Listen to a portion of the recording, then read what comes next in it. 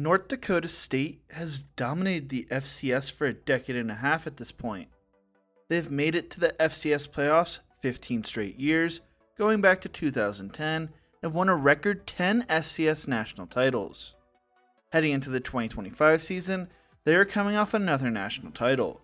Can they repeat once again and regain their stranglehold of the FCS? Let's talk about that. But before we get into this, if you enjoy college football content like this, make sure to leave a like and subscribe. Also, let me know who you think wins the FCS national title this year in the comment section below. Heading into the 2024 college football season, there were a lot of question marks surrounding the Bison football squad.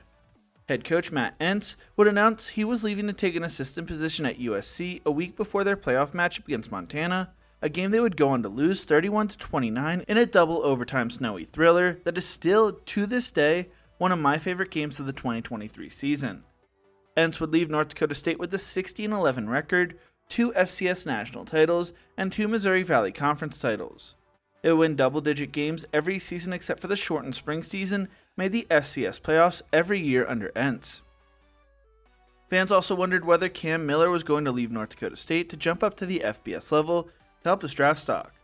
Miller would decide to stay and felt the decision wasn't easy, explaining, "My teammates and coaches have poured so much time and energy into me," while his father said his son wanted to honor his original commitment to the program. Kevin said Cam wanted to leave an indelible mark on the program, and transferring would have diminished what he has already accomplished. It was important to honor their relationships he had cultivated over the previous 4 years. Entz would be replaced by a familiar face in Wyoming offensive coordinator Tim Polasek. Polasek was an assistant for the Bison from 2006 to 2012 and 2014 to 2016 before going to Iowa and Wyoming. North Dakota State's athletic director Matt Larson said, having been at NDSU 2 different times, Coach Polasek understands what it takes to be a Bison, appreciates our long history and tradition, and has a diverse experience to continue moving our football program forward. He was a part of 4 national titles in Fargo and is taking over a program that has had 7 losses in 2 years. Polasek spoke on the opportunity saying, "I am absolutely ecstatic to be back home at North Dakota State. It means so much to return to such a special place, it has been incredibly formative professionally and personally. I am deeply honored to be able to give back to Fargo, the region, and Bison football." Before coming to NDSU, originally he had been working as a part-time assistant at Division III Wisconsin Stevens Point, and also as a lumberjack on the side to make money. He was then hired at NDSU as a graduate assistant and had to sell golf clubs to get the money to go drive to Fargo. He slept in the basement of the Fargo Dome after arriving. He eventually worked his way up from GA to offensive coordinator. Craig Bull spoke on him in 2020 saying, "The burning desire to continue to learn has been evident. It's been neat to see him grow. The sky's the limit for him. I'm convinced he's going to be a great head coach." While they lost their head coach, they replaced him with someone who knows how to win at North Dakota State, and it looked like success was going to continue to come for the Bison. They entered the season as the number 2 team in the FCS. It would play in a marquee matchup in Week 1 of the season against Colorado, which was led by Deion Sanders, Travis Hunter, and Shedeur Sanders. Last year in my North Dakota State video, I said NDSU didn't play an FBS team from 2016 until a late loss at Arizona in September 2022. This is because no FBS schools want to schedule them because it's a high-risk, low-reward game.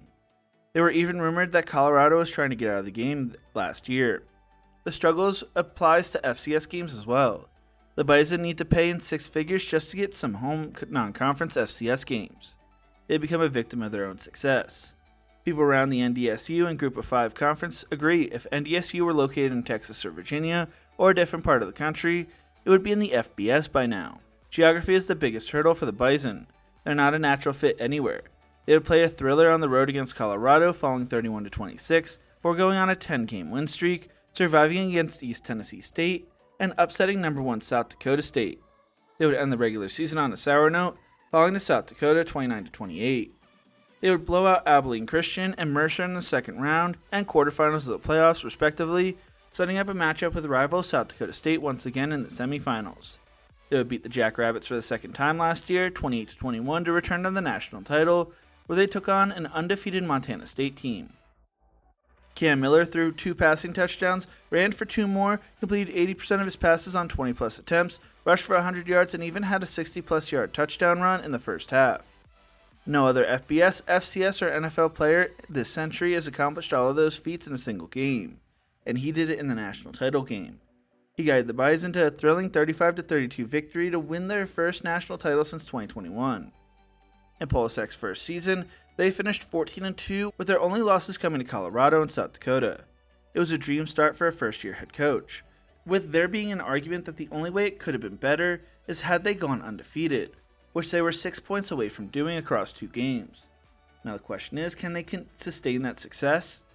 Heading into the 2025 season, North Dakota State comes in as ranked as the #1 team at the FCS level ahead of Montana State, South Dakota State, South Dakota, and Incarnate Word in the preseason polls. They will not be playing an FBS matchup this season since everyone is too scared to play them, but play number 3, 4, 6, and 20 in the FCS preseason polls. The out-of-conference games include the Citadel and Tennessee State on the road while hosting Southeast Missouri State and St. Thomas. They'll have to do all this while replacing their starting quarterback in Cam Miller, top running back and Jerry Rice Award winner Shamar Brown to Miami, top tight end, and 3 starting offensive linemen from last year. They also lost Cole Wisnowski to Texas Tech, Cody Huseman to Virginia Tech, and Anak Sibomana to Wyoming. On a positive note, they returned linebacker Logan Kopp and leading wide receiver Bryce Lance, who both finished first team all-conference last year. Heading into the season, Cole Payton is expected to win the starting quarterback job, who was one of the most hyped high school recruits coming into North Dakota State that they had ever landed, and waited for his time behind Miller. Due to his athleticism, he has been used as a running quarterback, rushing for 1,141 yards and 18 touchdowns so far throughout his career. He is coming off an injury to his non-throwing shoulder that ended his season last year. He is battling junior Nathan Hayes. Their wide receiver room is stacked, and they have a deep running back room as well. They return guard Griffin Empey and center Trent Fraley, as they hope the rest of the unit has developed and can step into important roles. North Dakota State is one of my favorite positions still in their offense, and fullback Truman Werameyer, who finished honorable mention all-conference last season and helped create holes for an offense that averaged 193.3 rushing yards per game. There are a lot of questions on defense, as they only returned 3 of their top 11 tacklers from last season, though they bring back 6 players who played in 8 games or more. They returned 18 players who played at least 300 snaps last year.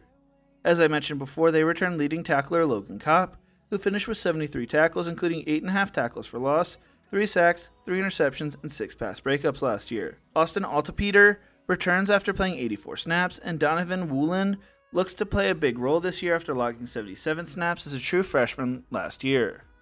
Like their wide receiver room, they return a lot of talent in the secondary, which should be their calling card this coming season. On the defensive line, they return Jackson Dunnenheffer at defensive tackle, who finished with 14 tackles and 2.5 tackles for loss last season, and their top edge in Toby Anini, who had 29 tackles, 5.5 tackles for loss, 3.5 sacks, 6 quarterback hurries, 4 pass breakups, and 4 forced fumbles. They brought in Jack Iluano from Albany, who had 30 tackles and 4 tackles for loss last year, and in 2023 at Penn had 40 tackles, 8.5 tackles for loss, 4 sacks, and 8 quarterback hurries. They should not really be tested until the end of September, when they host number 4 South Dakota, and then travel on the road to number 7 Illinois State, and host number 16 Southern Illinois over a 3-week stretch. That could be a make-or-break stretch, where they take on number 3 South Dakota State at the end of October, and their biggest game of the season. North Dakota State looks to be the favorite to not just win the Missouri Valley this year, but also win the national title for the 2nd year in a row heading into the season. They look to make their 16th straight appearance in the FCS playoffs, a streak that goes back to 2010. The Bison should be a fun team to watch, and I can't wait to see what they do this season. What do you think? How well does North Dakota State do this year? Let me know in the comment section below. If you enjoyed this video, make sure to check out one of my other videos YouTube thinks you will love right here. Thank you so much for watching, and as always, remember to embrace the grind.